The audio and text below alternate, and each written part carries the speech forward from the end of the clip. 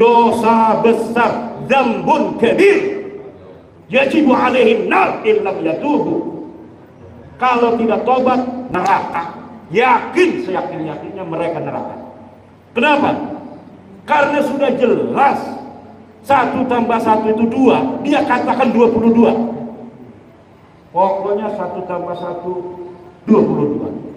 1 tambah 1 itu 2, 2-nya 1. Tidak bisa. Saya husnudzon bahwa 1 ini sebenarnya 11, 1 yang satunya sebenarnya 11. Jadi 11 tambah 11 itu 22. Nggak bisa, ini sudah nyata 1.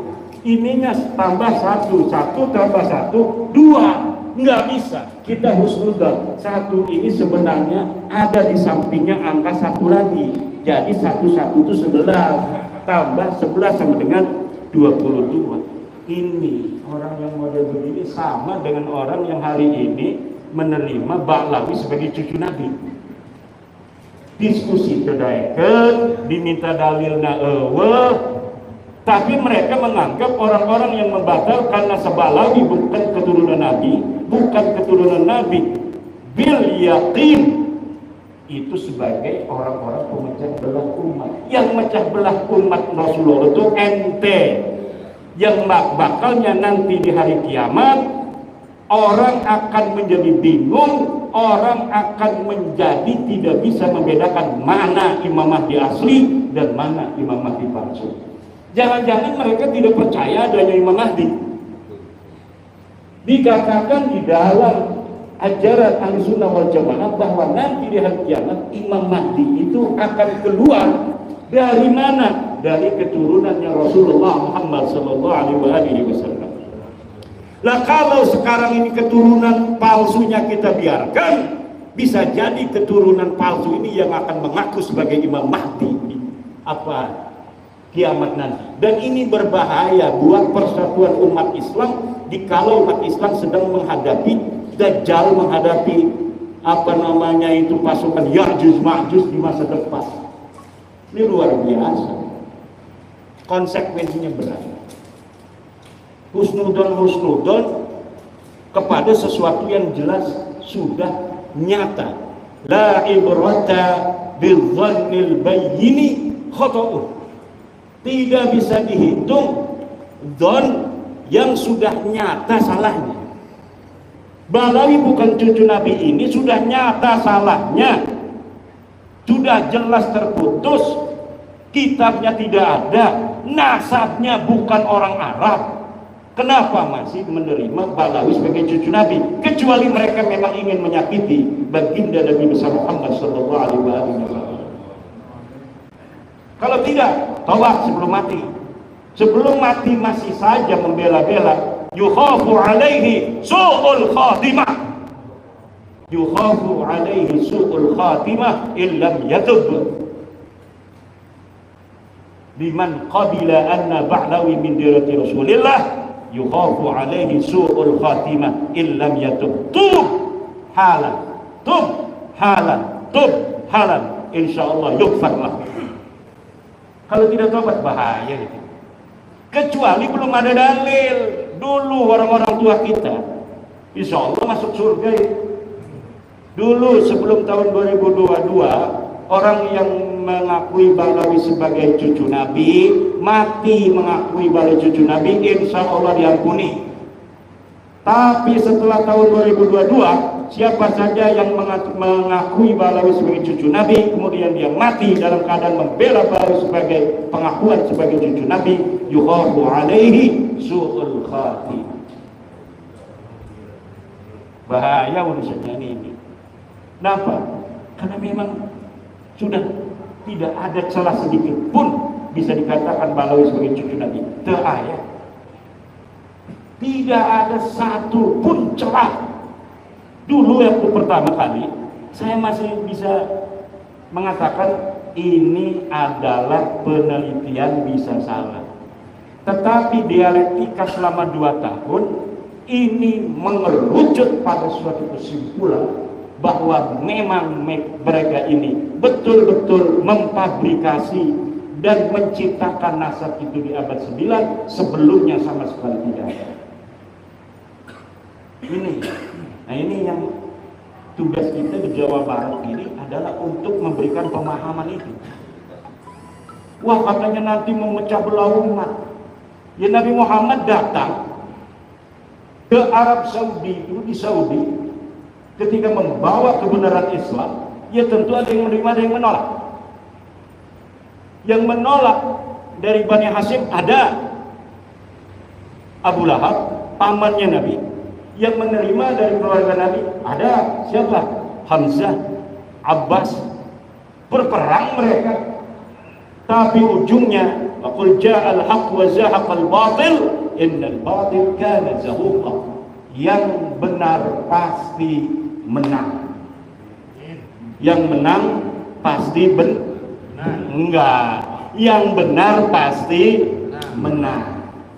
Kalau ada orang batil menang itu sementara, tapi ujungnya dia akan kalah, hancur. Itu Al-Quran yang mengatakan wa qul ja'al haqq wa zahaqal batil innal batila kana zahuqa.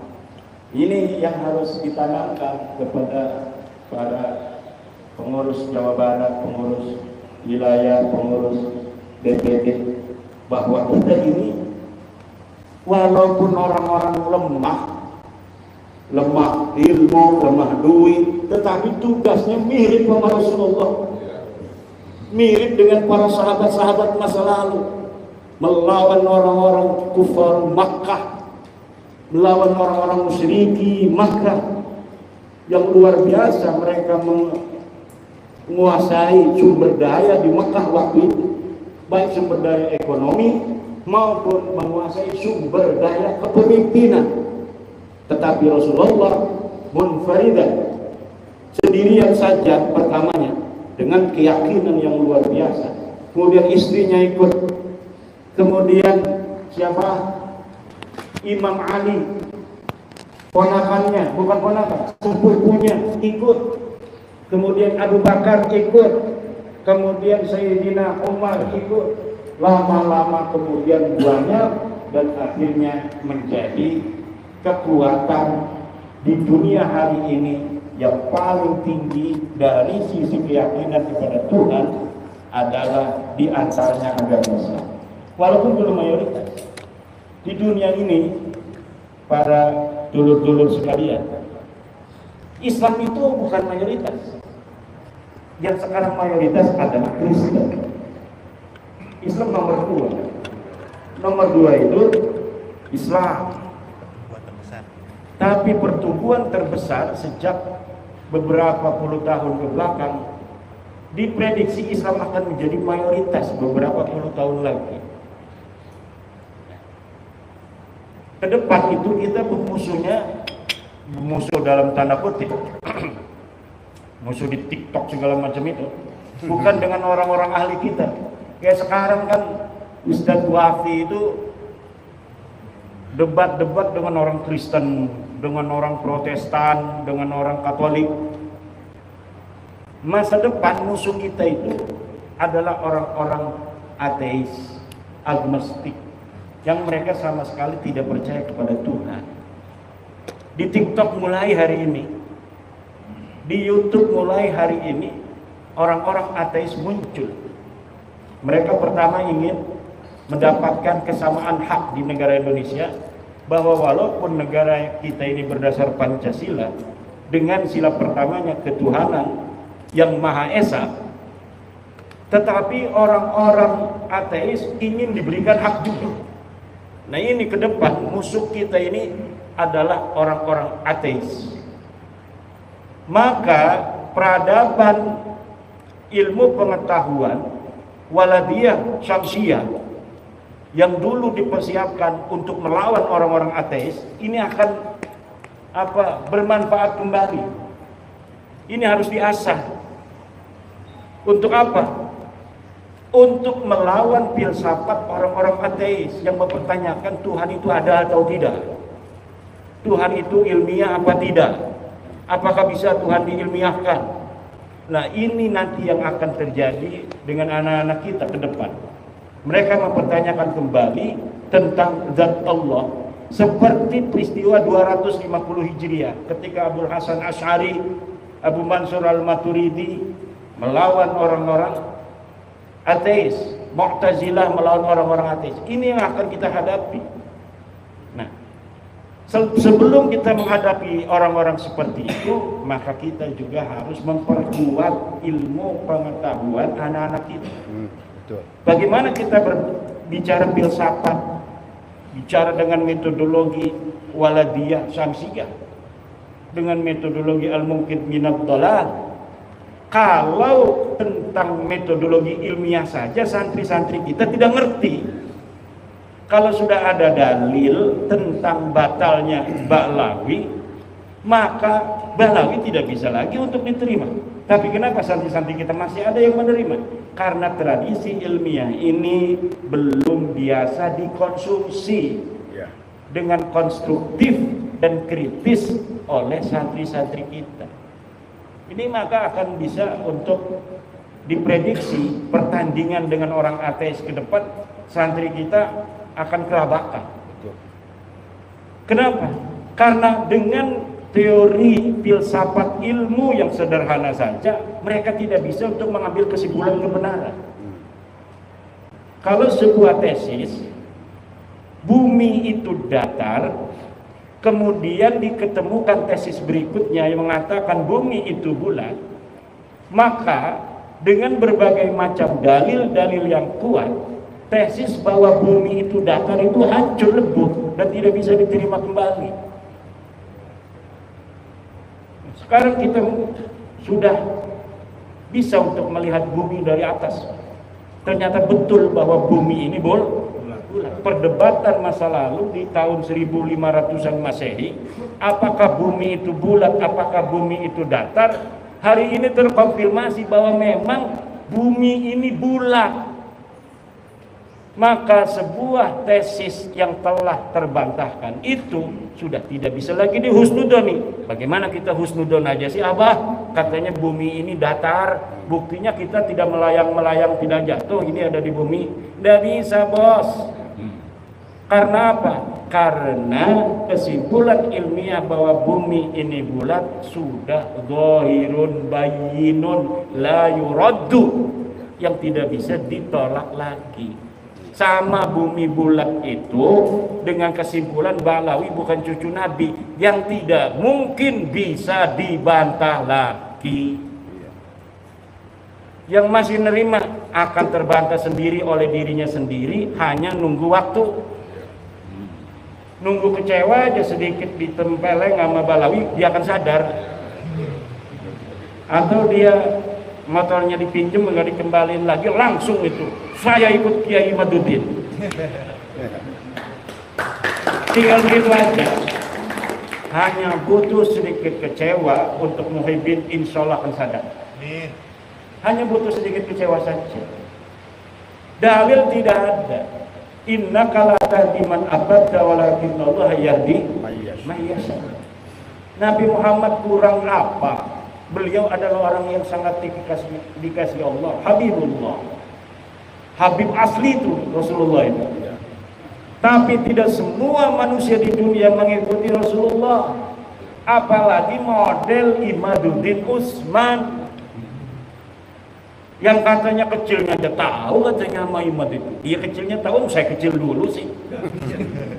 Kalau saya langsung besar nggak bakal ada orang yang tahu saya kecilnya gimana. Orang saya kecil dulu, manusia betul-betul terlihat oleh sekampung saya. Al-kreseku ya'lamuni,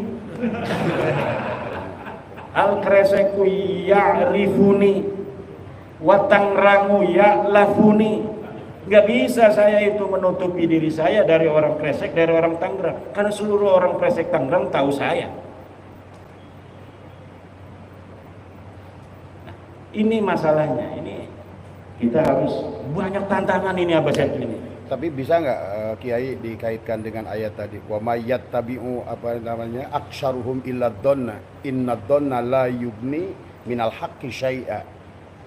Dan itu kan Allah berkata tidak boleh kita itu kebanyakan manusia itu hanya hidup dari don.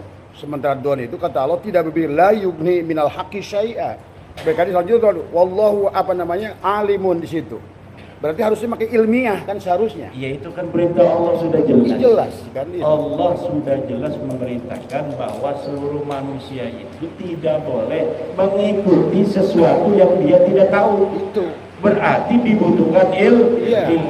Innallaha alim. Di dalam Quran tadi yang disebutkan apa itu iyattabi'una illa dhanna wa in hum illa yakhrusun. Mereka hanya ngira-ngira saja. Itu. Sedangkan kebenaran itu bukanlah ngira-ngira. Dia butuh bukti dan butuh dalil.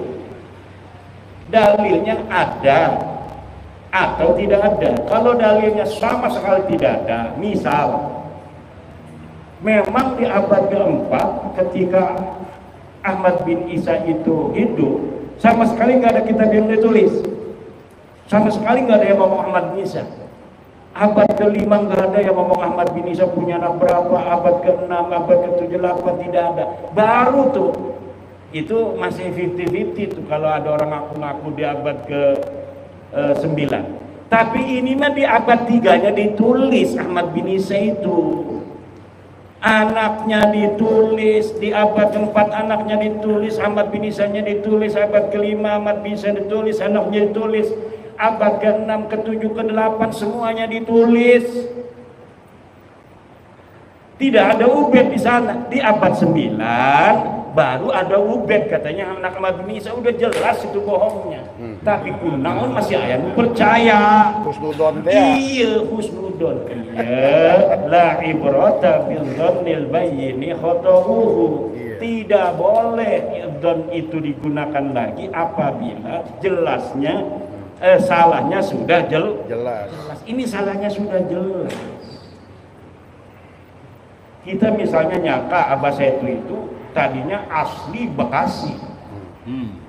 Namanya Zon ya boleh aja tinggalnya di Bekasi. Abah Setu Bekasi. Asli abdi mah. Karena abdi teu nyaho. Pas ngobrol jeung Abah Setu tah di kelompok abdi. Aslina cenah ti Sukabumi. Atuh teu meunang deui abdi ngomong ka jelma bahwa Abah Setu ieu aslina Sukabumi, aslina Bekasi. Teu meunang deui kumatak naon teu meunang. Kumatak abdi geus nyaho elmuna langsung ti Abah Setu. Teu bisa husnudon deui. Teu bisa husnudon deui. Lamun tadina abdi can nanyakeun langsung ka Abah Setu, kumatak Abah Setu ayana di Bekasi, abdi dzon bahwa Abah Setu ieu asli Bekasi. Teu naon-naon ngaranna gadon. Tapi ketika Abah Setu sudah ngomong saya aslinya dari Bekasi. Dari Sukabumi, mantan dewan. Masya Allah. Berarti sekarang sudah tidak boleh lagi kita ngomong Abah Setu orang Bekasi asli lahir di sini. Kalau sekarang ya orang Bekasi. Kalau sekarang udah asli Bekasi. Kenapa asli Bekasi di sini? Dia tinggalnya di sini, istrinya orang sini. Bukan. Berarti udah al-muhajir dong. Al-muhajir, Abah Setu al-muhajir ila Bekasi. Dan ini kalau ada yang merekam, ini hari ini jadi bukti nanti suatu masa, suatu saat bahwa Abah Setu Setiawan As-Sukabumi Suma al-Bekasi li'annahu hajara min Sukabumi ila Bekasi. Di sana tahun sekian ditulis. Nah, ini nanti sekarang sudah terpilih ini Abah Setu sebagai ketua baru dari PWILS Jawa Barat. Saya berharap adanya keterpilihan dari Abah Setu ini akan membawa semangat baru bagi Jabar, dan tolong ini yang baru 13 kabupaten supaya jadi minimal 20 kabupaten dalam waktu 6 bulan. Jadi tugas dari saya sebagai ketua karateker tim pemilihan ketua PWLS Jabar yang hari ini sudah konklusif bahwa Abah Setu sebagai ketua Jabar memohon kepada ketua terpilih dan jajaran nanti agar dalam waktu 6 bulan dari 27 kabupaten kota ini 20 kabupaten sudah terbentuk PWLS demi tanah Pasundan. Karena ini lagi banyak tantangan iya di Pasundan, Bekasi, lautna ayanu ngajual cenah mager, ayanu mager di Tangerang aya eta, di Bekasi aya, di Tangerang 360 bidang laut disertifikat, di Bekasi 250 hektar laut disertifikat. Ini udah luar biasa ini. Apa tujuan mereka itu ya? Ingin nguak laut dikuasai. Apa lebih murah dia itu ya? Kalau beli di Bekasi kan mahal itu di Bekasi tanah. Tapi di Tangerang kan masih murah itu tanah. Tapi mereka mau juga di laut. Padahal itu PIK 2 dia sudah beli tanah itu dimulai Kosabi sampai ke Muncung itu ribuan hektar tanah darat. Tanah darat ribuan hektar, ada PSN nih 1.700 hektar mau diambil juga, kan lumayan dia tidak menyiapkan apa namanya sarana sosial, sarana umum. Nanti sarana umumnya dari tanah PSN ini. Jadi dia ini aji mumpung, dia beli tanah ribuan hektar, tapi nanti dia tidak menyiapkan wisata untuk umat, untuk masyarakat dari tanah dia yang dia beli. Tapi dia fasilitas sosialnya, pasum dan pasosnya itu nanti dari PSN itu tanah rakyat, tanah asli dari masyarakat Tangerang itu. Nah ini pinter, makanya jadi pengusaha itu kudu pinter. Cuma sayang, ini dia sudah beli ribuan hektar di sawah itu di darat, PSN di tengah itu dikuasai, laut juga mau dikuasai. Dan ini yang apa hari ini kemudian memicu gejolak di Tangerang. Nah, kalau menteri-menteri yang sekarang sih mungkin dia tidak ikut, tapi menteri dulu ngegeber-geber gitu. Luar biasa.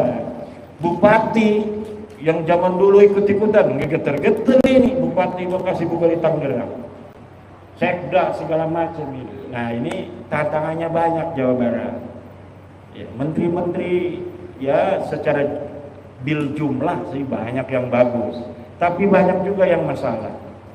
Dari anak buah Pak Prabowo ini, Pak Prabowo-nya kan luar biasa semangatnya anti penjajahan, kita harus menunjukkan jati diri bangsa. Tapi beberapa menterinya ada yang bermasalah. Menteri petugas utusan khusus kemarin datangin Rizik Sihab, ngapain ke pemuda minta nasihat tentang kepemudaan kepada Rizik Sihab.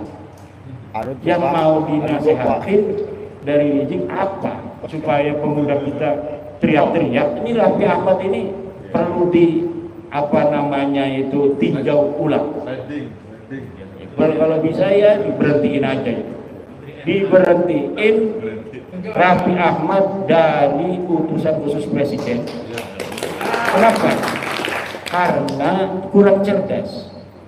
Jadi kan ilmu pengetahuan itu penting juga untuk pejabat-pejabat agar presiden kita ini mampu untuk menyelesaikan tugas-tugasnya.